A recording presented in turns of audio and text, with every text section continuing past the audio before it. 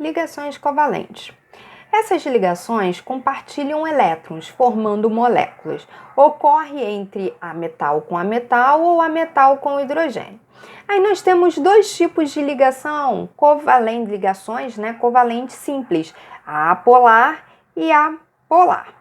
Vamos ver primeiro a apolar. Apolar que não tem diferença de eletronegatividade. Então, quando a gente olha aqui, o hidrogênio, o cloro, eles têm eletronegatividade, o hidrogênio, 2,1. Como eu tenho dois átomos iguais, então a eletronegatividade deles é a mesma.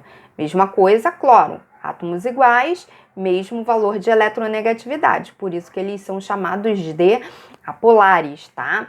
Então, a fórmula de Lewis é a ligação que é feita entre esses átomos. O hidrogênio, ele só tem um elétron na sua camada, na sua última camada.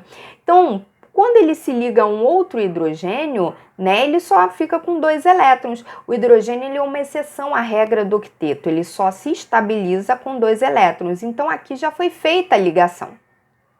A fórmula estrutural plana é a representação desse compartilhamento com traço.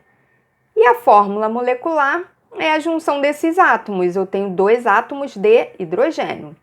Aqui o cloro, eu estou fazendo a ligação entre eles. Reparem que o cloro aqui, em volta dele, ele tem 7 elétrons na sua última camada. Então, quando ele compartilha mais um elétron com outro cloro, ele se estabiliza ficando com 8. Então, aqui eu tinha 7 e um aqui, 8. Aqui 7, com mais um aqui 8. Então, ao compartilhar os elétrons, cada cloro ficou com 8 elétrons. Como só tem um compartilhamento, eu vou representar um traço na fórmula estrutural plana. E a sua fórmula molecular é igual a Cl2. Na ligação covalente polar, agora eu coloquei os valores da eletronegatividade aqui, olha, para que vocês possam perceber que para ser polar tem que ter diferença na eletronegatividade, tá? Então, aqui é o elemento mais eletronegativo, por isso esse polo negativo aqui. E aqui o polo positivo, tá? Então, nesse caso aqui eu fiz a mesma coisa lá de cima, eu segui a mesma ordem. Primeiro a ligação, a fórmula de Lewis, depois a fórmula estrutural, depois a fórmula molecular. Então, lembrando que o cloro tem 7 elétrons e o hidrogênio só tem 1. Quando eles compartilham elétrons, o hidrogênio fica com 2, se estabilizando, e o cloro fica com 8, também se estabilizando, tá? Então, aqui eu representei a fórmula estrutural plana, representando a diferença da eletronegatividade para ver que, nesse caso, a gente tem uma ligação covalente simples polar. A ligação covalente dupla ou tripla, ela é assim chamada porque eu vou ter 2 compartilhamentos ou 3 compartilhamentos, por isso ligação dupla e ligação tripla. O oxigênio, ele tem 6 elétrons na sua última camada. Quando ele se liga a um outro oxigênio também com 6 elétrons na última camada, ele precisa adquirir mais 2 elétrons para entrar na sua estabilidade, adquirir 8 elétrons, entrar na regra do octeto. Então, eu tenho 6 elétrons aqui, com mais 2 aqui, 8. Mesma coisa, 6 com mais 2, 8. Então, eles se estabilizam, tá? 2 compartilhamentos, 2 tracinhos, representando a ligação dupla. E aqui a fórmula molecular, que é do O2. Aqui eu tenho 2 nitrogênios. Os nitrogênios, eles têm 5 elétrons na última camada. Se tem 5 elétrons, então para chegar a 8, eles precisam de mais 3 elétrons. Então aqui, 5 com 3, 8 e 5 com 3 aqui, 8. Ambos ficam estáveis com 8 elétrons.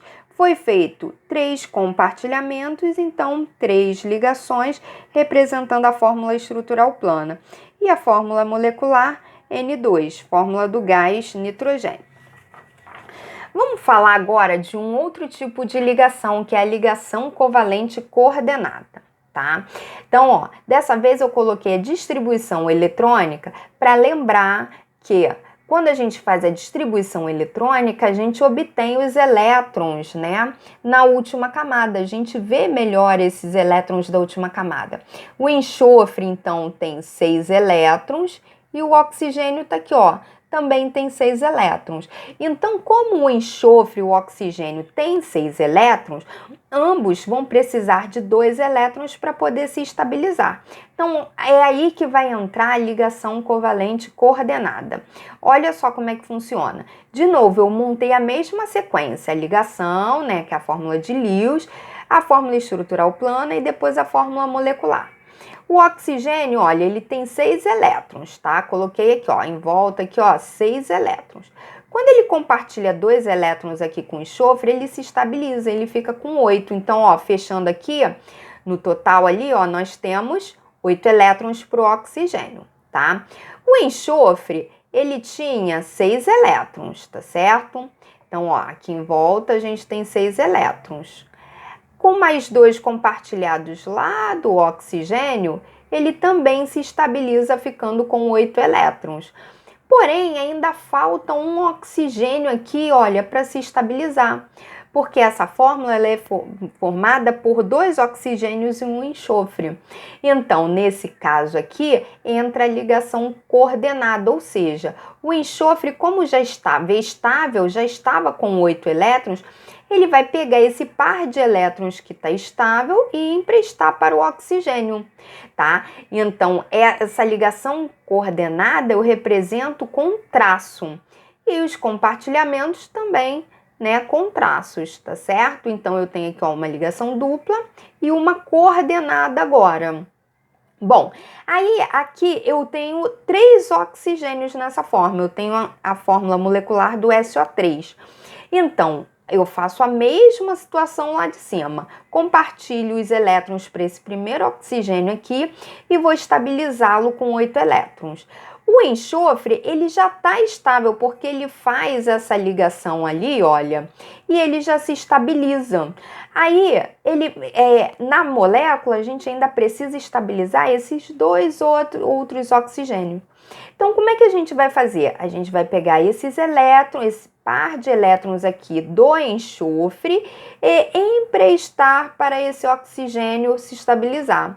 A mesma coisa aqui, ó, pega o par de elétrons do enxofre e empresta aqui para o oxigênio poder se estabilizar. Nesse caso aqui agora, olha, eu tenho 2 ligações coordenadas, tá? Então, essas 2 ligações aqui, ó, são ligações coordenadas, tá? E aqui a ligação dupla, né, feita como a gente aprendeu anteriormente.